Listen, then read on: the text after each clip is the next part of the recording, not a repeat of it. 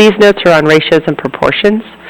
A ratio is a comparison of a number A and B, and is usually expressed in its simplest form, and can be expressed as either A to B, written out, or as A colon B, which was read A to B, or as A divided by B, which can also be read as A to B. An extended ratio are ratios that can be used to compare three or more quantities. So we would not write a fraction with a fraction over fraction, so it's really in this form. So it would be A is to B as B is to C, or A is to B as B is to C as C is to D. So that is an extended fraction. So express each, so in our picture we're going to express the ratio of sides of the triangle in the simplest form. And so we have 12 to 16 in this format. So we're going to have JK is 12, KL is 16, and JL is 20. And you're going to put it in its simplest form. Notice all of those are multiples of 4, so I'm going to divide everything by 4. I'm just simplifying the numbers. That's going to give me 12 divided by 4 is 3, 16 divided by 4 is 4, and 20 divided by 4 is 5. So that is its simplified or simplest form. Equivalent ratios have the same simplified form. So if I'm looking to see if two ratios are equivalent, I just check to see if their simplified form is equal. Okay, I'm going to express these two. I'm going to express the ratio of the width and depth of the rectangle in its simplest form. And so here's the width of my rectangle is right here, and the depth of my rectangle is right here. So my ratio is 30 over 15. Notice both of those are divisible by 15. And that gives me my simplest form as 2 over 1. Now notice I leave it as 2 over 1, otherwise it's no longer a ratio if I just make it 2. So be mindful of what it is that you're doing so that you have the right answer. Okay, so here we go. We're going to write these in simplest form. So 35 to 7.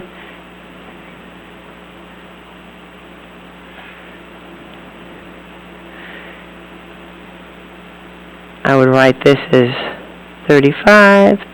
And actually I'm just going to write it up here. So 35 and 7 both have 7 in common. So I'm going to divide 7 out. 7 in common as a factor.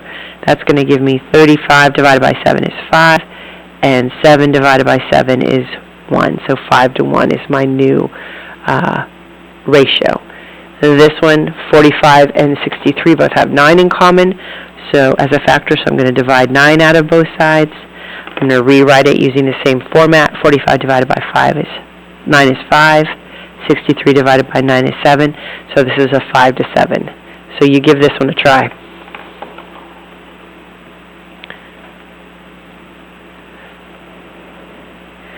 Did you get 3 to 1?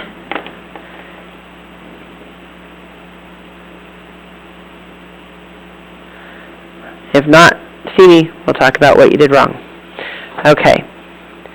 Now we're going to look at proportions. A proportion is an equation stating that two ratios are equal. So an example here is 1/3 is equal to 2/6. In a proportion, the two middle numbers are the means, and the two exterior or outer numbers are the extremes. So the interior numbers, that's B and C,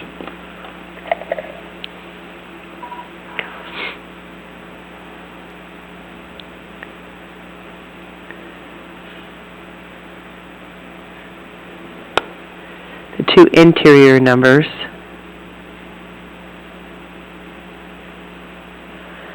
are the means, and the two exterior numbers are the extremes.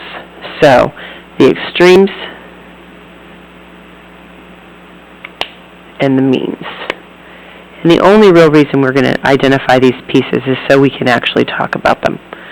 Okay? So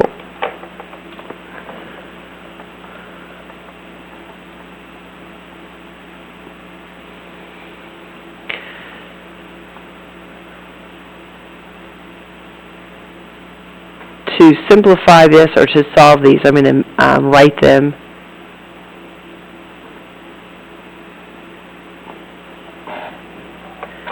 We're going to solve them using the cross product property, which is right here. The cross product property tells me that if A over B is equal to C over D, then this should say then AD equals BC. That's missing some information. So that means I can go ahead and do this multiplication here. I can multiply the means. The product of the means equals the product of the extremes.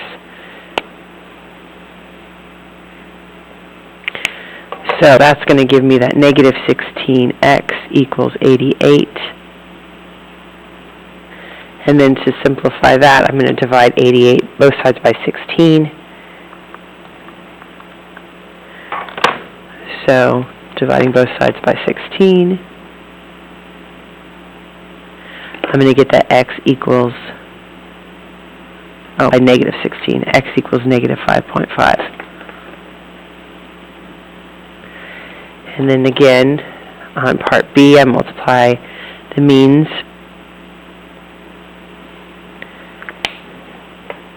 And that product is equal to the product of the extremes. So that's going to give me that negative 6 times 2y plus 7 equals 9 times 8, which is 72. I'm going to distribute this through.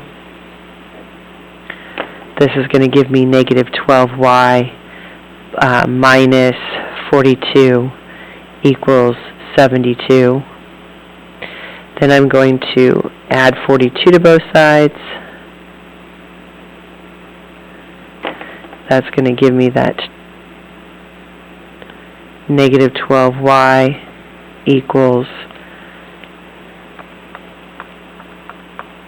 114. Then I'm going to divide both sides by 12.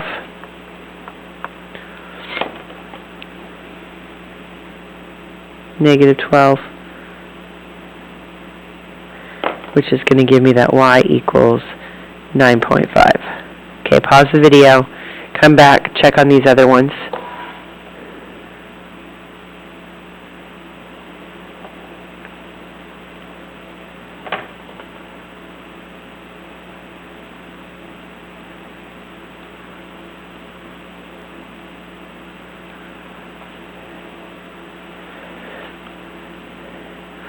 Did you get that n equals 8/3? And in D, did you get that, in D, did you get that Z is negative 13? If not, you need to check in with me and let's make sure we got this right.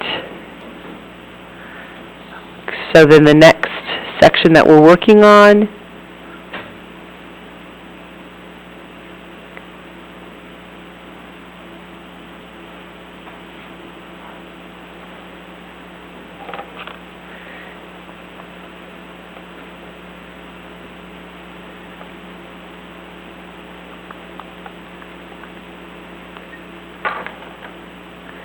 is on these properties of proportions.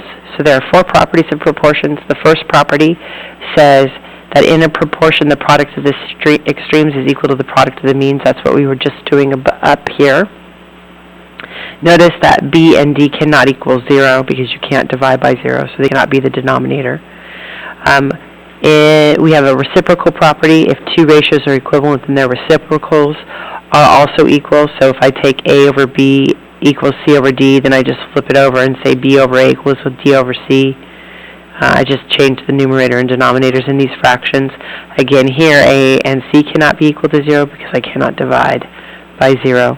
If you interchange the means of proportion, then you form another true proportion. So I can have, if A over B equals C over D, then I can actually switch C and B, and I have the same another true proportion that gives me the same result. So then I would have A over C equals B over D. C and D cannot be 0. In a proportion, if you add value of each ratio's denominator to its numerator, then you form another true proportion. So you're just adding that number to the numerator, and it keeps its statement true.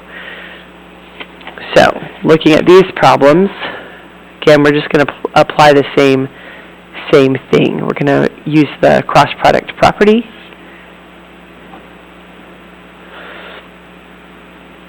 And I'm going to go the means, product of the means. Whoops. It's a different order than I did it last time. Product of the extremes is equal to the product of the means.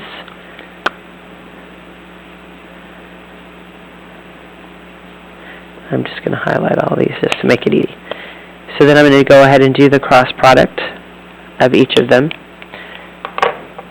So I have 3 times 49 equals 7 times x. 3 times 49 is 147. So then I have to get rid of that 7 on this side. Since it's multiplied, I divide by 7. I have to do that to both sides. It's going to give me 21 equals x. On B, I'm going to have 2n times 5n equals 10 times 25. So 10n squared equals 10 times 25, or 250. And then I'm going to divide both sides by 10 to get rid of that. Notice that I don't have a linear term into the first power, so I don't need to move everything over and set it equal to 0. I'm going to actually get n squared by itself. That's going to give me n squared is 25, so then I take the square root of both sides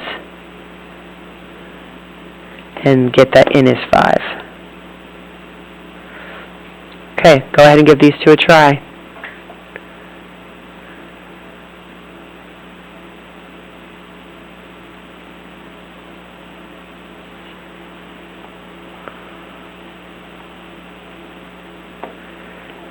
Did you get that C is 64, S is 64,